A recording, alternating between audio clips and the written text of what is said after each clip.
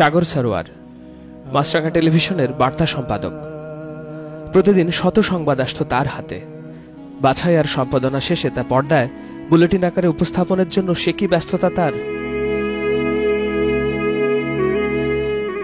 একদিন আগেও রাত 1:30টা পর্যন্ত সেই ব্যস্ততায় কেটেছে শেষ দিনটি। অথচ আজ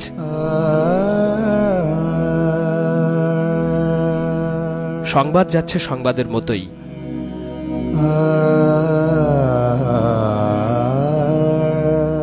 তারই কাজের চেয়ারে বসে সহকর্মীর চলে যাওয়ার সংবাদ সম্পাদনার ভার বইবে কিভাবে তার সহকর্মীরা?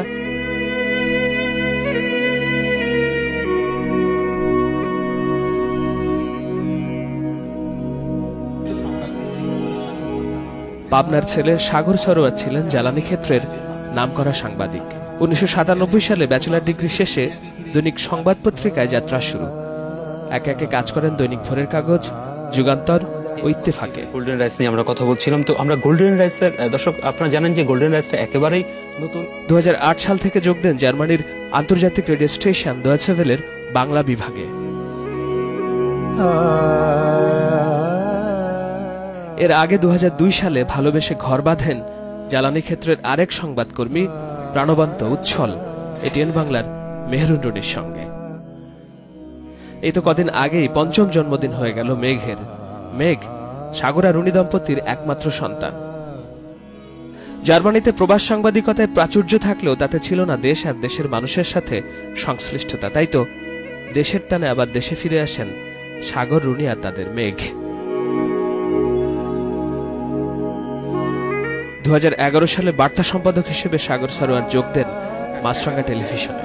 সংবাদ সম্পাদনার পাশাপাশি নিয়মিত সংবাদভিত্তিক অনুষ্ঠানও উপস্থাপনা করতেন সাগর সারোয়ার। আপনি জানেন যে পার্বত্য চট্টগ্রাম চুক্তির 14 বছর হলো।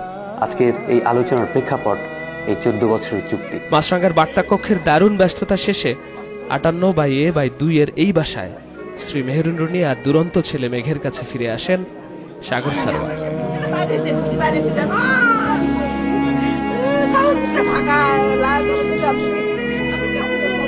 বিভৎস অথচ শান্ত নিথর এই দেহের মানুষ দুটি আর কখনোই ফিরবেন না বার্তা সম্পাদনার টেবিলে অথবা রিপোর্টিং এর মাইক্রোফোন হাতে।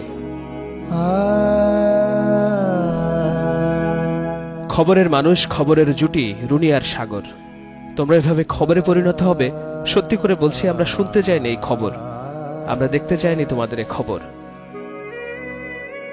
শাহেদ আলম, মাছরাঙা সংবাদ, ঢাকা।